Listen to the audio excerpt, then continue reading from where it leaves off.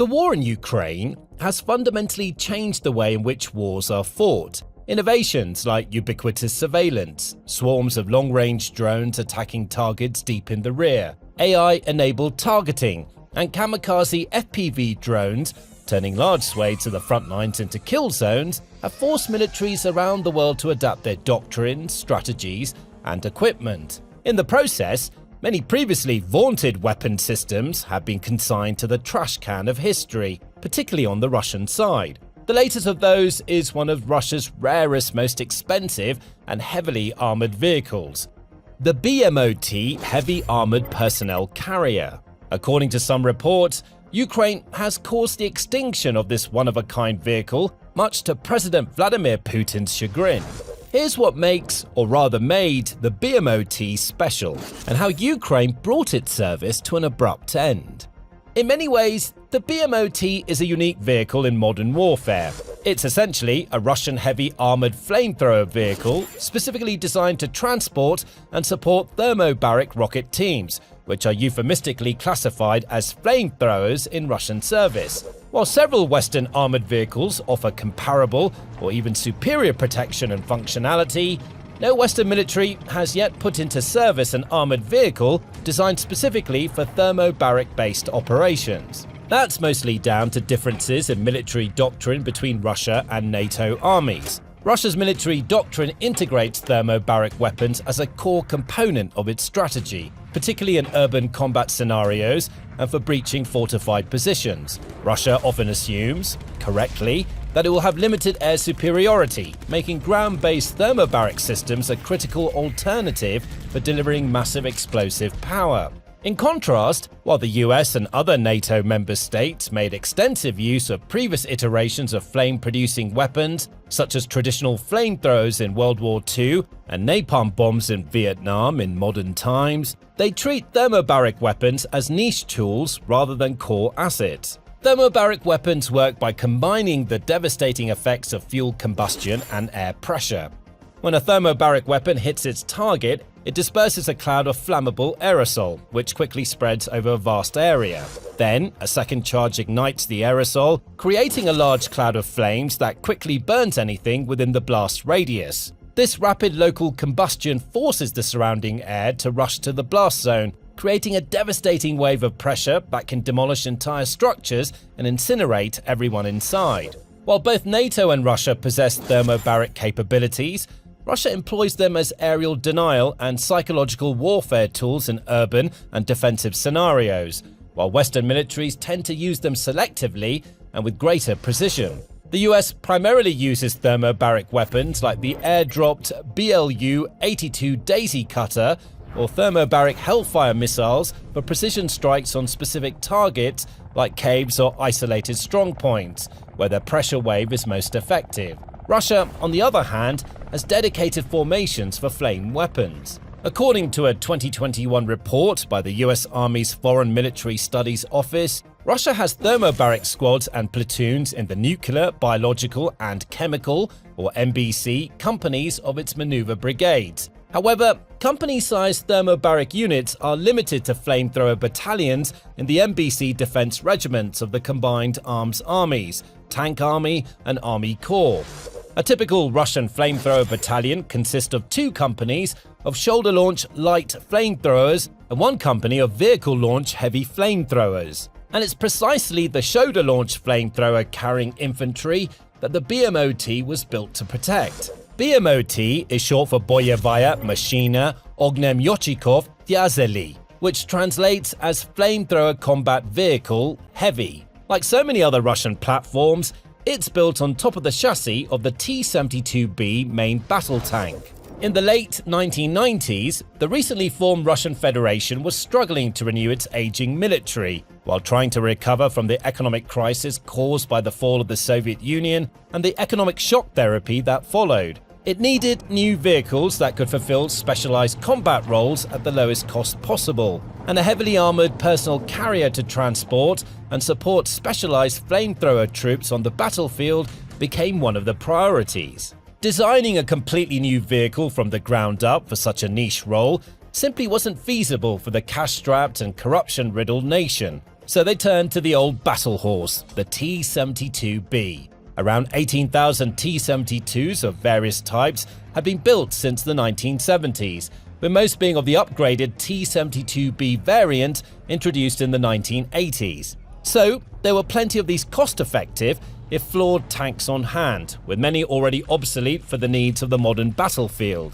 It thus made sense to adapt some of them into armoured personnel carriers, or APCs, since the armoured protection provided by tanks is pretty much the same as what's required for APCs.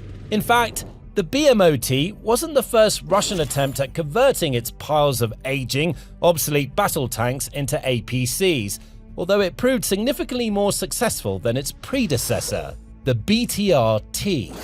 This was an attempt to make an APC from the large stockpiles of Soviet T-45 and T-55 tanks that have formed the backbone of Soviet armor from the 1950s until the 1970s. By removing the turret, reinforcing chassis protection, and increasing its height, the tank could be turned into a cheap yet decently protected APC capable of transporting 5 infantry dismounts. At least, that was the theory.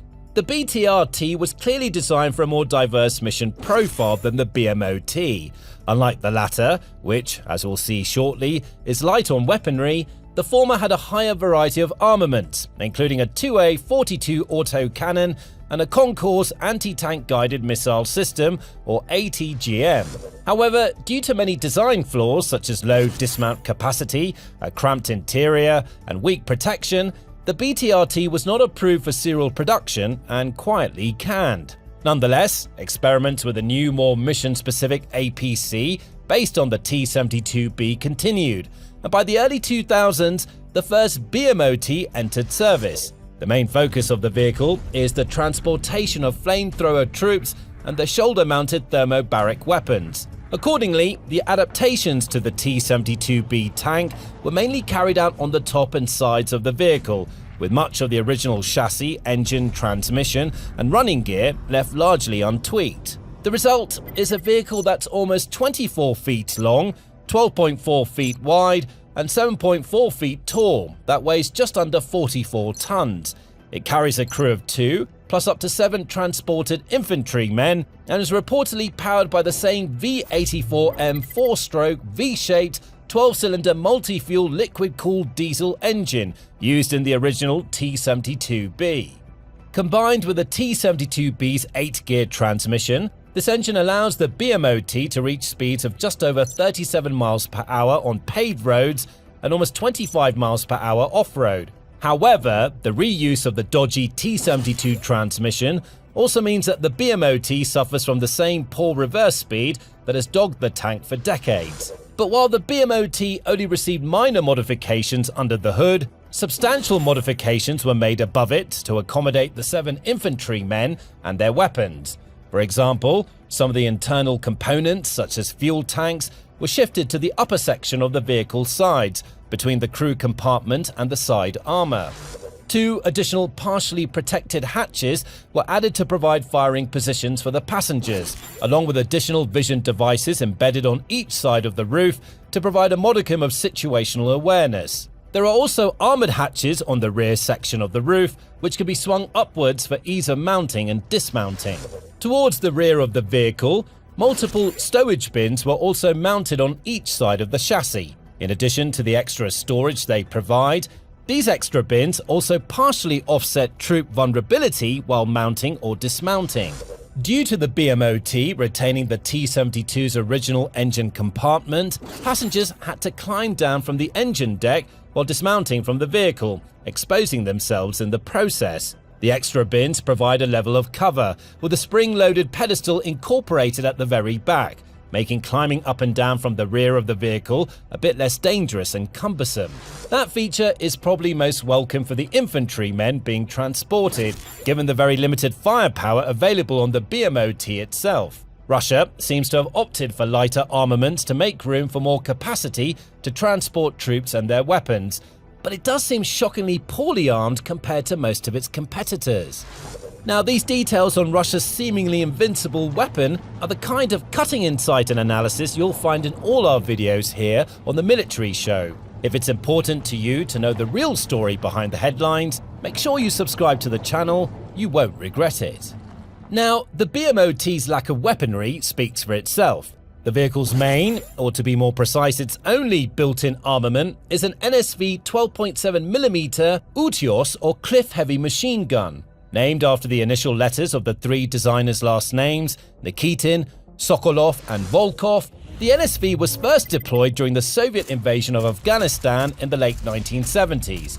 There, it proved to be reasonably reliable and effective against both infantry and lightly armoured vehicles due to its ability to fire both armour-piercing and fragmentation rounds. Later, the Russians developed a variant specifically for use on armoured vehicles, the NSV-T. This was fitted to pretty much all Soviet main battle tanks, armoured personnel carriers, and self-propelled artillery, including the T-72B. So, it made little sense to replace it with something novel on the BMO-T. In the BMO-T, the commander operates the NSV-T by opening his cupola's hatch and standing on the edge of his seat to reach the controls of the machine gun. Hardly an ideal setup. It is possible to rotate the gun independently from the commander's cupola, but the traverse mechanism is manual, meaning it can be a nightmare to operate when the vehicle is on a slope. Initially, the BMO-T was intended to feature remote controls for operating the NSV-T from inside the vehicle. However, this feature was abandoned for the production vehicle, likely due to budgetary constraints. Now, the NSV-T is more or less effective heavy machine gun, capable of firing 700 to 800 rounds per minute at a maximum engagement range of 6,560 feet on the ground and 4,900 feet in the air respectively. But it can't deal with thicker-skinned targets such as heavy APCs, infantry fighting vehicles, or tanks. Besides the shoulder-mounted flamethrowers carried by the infantrymen passengers, the BMO-T doesn't have any other offensive weapons. The addition of the KPV-T 14mm heavy machine gun, 2A42 or 2A72 30mm auto cannons, coaxial automatic grenade launchers, or Concourse anti-tank guided missiles would add weight and complicate the design. But they'd also certainly enhance the BMO-T's stated mission of delivering assault infantry as close as possible to enemy positions while providing support and protection against heavier threats. The RPO-A Schmel, which translates as Bumblebee, carried by these infantrymen, is of course a deadly offensive weapon in its own right and can be used to defend the vehicle.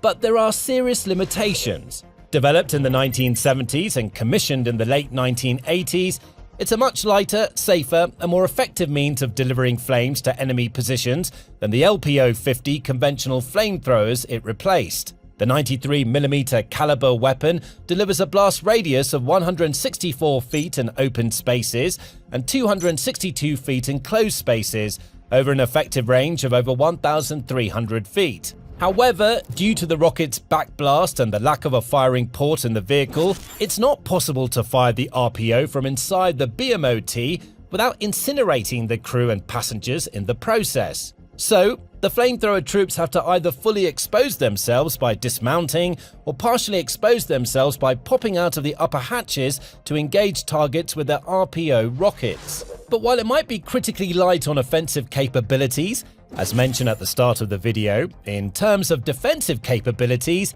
the BMO-T was supposed to be as heavily armoured and therefore as tough as it gets. The front of the vehicle features Contact 5 Explosive Reactive Armour, or ERA, blocks bolted onto the chassis, including on the driver's hatch. ERA works by detonating a localized explosion at the point of impact of an incoming warhead, which pushes out a burster plate that either degrades the penetrative capability of the warhead or negates it completely. Contact 5, although somewhat outdated by today's standards, was much vaunted by the Soviets, who claimed it to be effective against kinetic force penetrators, such as armor-piercing fin-stabilized discarding SABO or APF-SDS rounds. Adding ERA blocks to the front of the BMO-T was supposed to improve its survivability against more modern anti-tank threats like kamikaze drones. But as Ukraine has proved, that turned out to be not exactly the case. The various layers of armor, including spaced armor, rubber-lined blocks, and an inner anti-spalling rubber lining that were added to the sides, seem to have a similarly feeble effect. But those are far from the only design flaws that plague this somewhat exotic vehicle. As noted earlier, getting in and out of the BMO-T can be a tricky but not life-threatening experience. For the infantry passengers to mount or dismount from the vehicle, they have to climb on top of the engine block and through a set of armoured hatches on the rear side of the passenger's compartment. Aside from being rather uncomfortable, this method exposes the infantry dismounts to enemy fire while walking on top of the engine. What's more, there's no easy fix for this. To deal with the problem, the engine block would have to be relocated to connect the infantry compartment with the rear of the vehicle, allowing the installation of a much better protected entry-exit method. And it's a similar story with fixing the problems with insufficient offensive armament and the commander's lack of remote control for his machine gun, which forces him to leave his protected station and stand up half exposed to operate the NSVT. A major redesign, if not a completely new vehicle, would be required to sort these issues out effectively. Perhaps that's why so few BMO-Ts have ever seen the light of day, allowing Ukraine to condemn them to extinction. Only 10 to 15 have ever been reported as entering active service, and how many are still operational is an open question. Certainly, while financial constraints were one of the main motivating factors in the conception of the BMO-T in the 1990s, Russia has considerably greater resources these days, and so the cost of the BMO-T doesn't seem to be the issue. At an estimated cost of anywhere from $300,000 to $500,000 each, they're certainly far from cheap. However, compared to most of Russia's other modern armor, that's a relative steal. Russia's two main battle tanks in Ukraine, the T-90M Rarest and upgraded T-72B3, cost an estimated $4 to $5 million and $2 to $3 million each, respectively. Its main infantry fighting vehicle, the BMP-3, goes for anywhere between $1 million and $3 million, depending on the variant. And its most modern APCs, the BTR-82A and BTR-90, cost around $1.4 to $1.5 million each. The BMO-T's cost is in the same ballpark as older refurbished vehicles like the BTR-80 and BMP-2, which typically sell for around $400,000 on average. But, like all of the above-mentioned platforms and most of Russia's other military tech, it doesn't matter how much they cost, they still fall victim to modern Ukrainian defenses and particularly to drones. At least 3 BMO-Ts have been confirmed to be destroyed by Ukraine with video and photographic evidence, with at least one more, possibly 2, being captured by Ukrainian forces and integrated into the army for Ukrainian use. The first was reportedly destroyed on April 12, 2022, in the Chernihiv area. The second on August 7, 2022, in an unknown part of Ukraine, and the third on September 14, 2022, in the Kharkiv area. Later, on June 18, 2023, an image emerged of a captured BMO-T being put in Ukrainian service, although it's unclear whether this is one of the previously destroyed vehicles that had been rehabilitated or a freshly captured one. A month later, a video emerged of a BMO-T in Ukrainian service towing a tank, although again it's unclear whether this was the same captured vehicle as in the previous footage or a new one. According to Ukrainian military analyst Alexander Kovalenko, that's the last time the captured BMO-T has appeared in publicly available footage, with unverified information suggesting that at least 2 had been captured and a further 5 destroyed since 2022.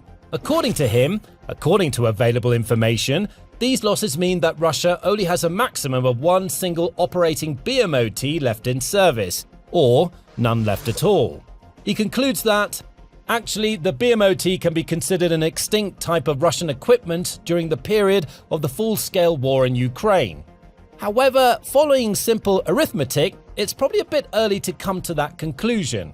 If 10 to 15 were put into service, and only 3 or 4 have been confirmed to have been destroyed or captured, there should be anywhere from 7 to 12 still kicking about. Even if we accept the unverified information that 7 have been removed from service permanently, 5 destroyed and 2 captured, there'll still be between 3 and 8 remaining. Perhaps Kovalenko has access to information he hasn't shared, or maybe basic math simply isn't his strong point. Maybe it's just feel-good propaganda. But whatever the case may be, it would be no surprise to learn that Russian command had decided to withhold whatever BMO-T stocks it still has left from the front lines, effectively making the BMO-T extinct in the Ukrainian context. The huge rate of attrition caused by Ukrainian drones and artillery has meant Russia has become much more reticent about committing what remains of its greatly depleted armour stockpiles to battle during the past year, as has Ukraine. Moreover, the main thrust of its thermobaric forces seems to have shifted decisively towards its self-propelled heavy flamethrower systems and away from the shoulder-mounted flamethrower-wielding infantry that the BMO-T was designed to carry. Indeed, Russia has made prodigious use of the TOS-1A Solntsepeyok, which translates as sunburn, and the TOS-2 Tosochka heavy flamethrower vehicles throughout the war to date. The TOS-1A is also a tracked system built on a T-72B chassis and can launch 24 thermobaric rockets at once, with an effective range of around 3.7 miles. The TOS-2 is wheeled based on the Ural 63706 truck with a 6x6 wheel configuration and can fire 18 missiles at once, reportedly with a greater range than the TOS-1A. A new system, the TOS-3 Drakon, was unveiled in 2024 and has potentially also entered service, with the ability to fire up to 15 incendiary or thermobaric missiles at once. Make no mistake, these are fearsome weapons. When the thermobaric munition is detonated, the shockwave travels along the ground, making it impossible to hide from it in a trench or dugout, especially since the temperature at the epicenter of the explosion can reach over 5,400 degrees Fahrenheit. That makes Russian flamethrower systems prime targets for Ukraine, which has had significant success in destroying them. In July 2025, the General Staff of the Armed Forces of Ukraine reported that it had destroyed at least 100 Russian heavy flamethrower systems, including TOS-1A, TOS-2, and the earlier TOS-1 Buratino. However, these numbers also raised a few eyebrows, since it's unclear whether combined that many of these systems were ever made. Independent website Oryx-Spionko lists at least 34 destroyed TOS-1A and 2 TOS-2 systems, which by some estimates would be around 3/4 of the 45 believed to have been ever made. Only 24 Buratinos were ever made, with a small number of these having been deployed to Chechnya in 1999, and it's doubtful that more than a handful of the TOS-2 have entered service, so it's hard to understand how the General Staff gets to that number.